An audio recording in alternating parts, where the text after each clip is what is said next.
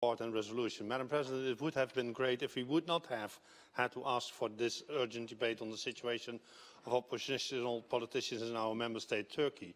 It would have been great if, after the lifting of the state of emergency and after the end of the Turkish derogation from the European Convention of Human Rights, Turkey would have normalised the position of politicians who do not belong to the ruling coalition. But, very unfortunately, the situation of these politicians from the opposition has again worsened.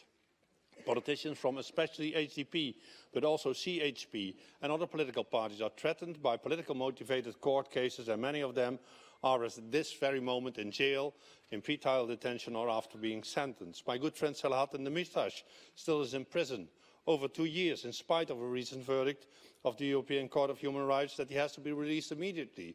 Layla Guven still is in prison in spite of the Turkish constitution, who forbids imprisonment of members of parliament. And our honorary member Ertuğrul Kutcu just was convicted to 2 years in jail in this respect of the immunity that honorary members have to receive in all our member states. Returning home for him could mean enter jail. Our former member, Phyllis Kerestioglu, is prosecuted because of a question that she asked here in this very hemicycle to Secretary General Jagland on the Turkish invasion in northern Syria.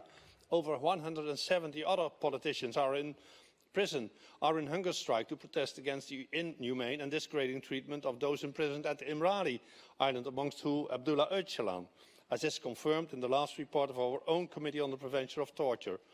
Our member Feleknas Uca risks arrest when she returns to Turkey after her participation here in this part session, although she is under binding immunity of this Council of Europe.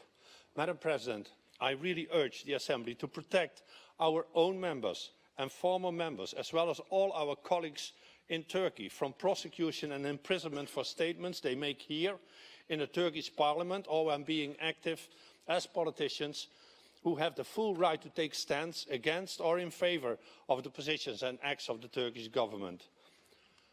Madam President, I applaud the resolution which is now proposed by our co-rapporteurs to this Assembly, which urges the Turkish authorities to live up upon their obligations in order not to invoke harder measures against the Turkish membership in this organisation. I do hope the resolution will be supported by every member of this Assembly, as we are talking about our colleagues. I repeat what I stated time and again: politicians belong in parliaments, not in prisons.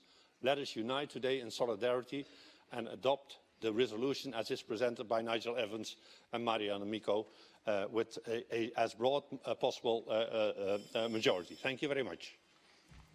Merci. La parole est à Madame Pashayeva pour le groupe GDL. Madam President, dear colleagues,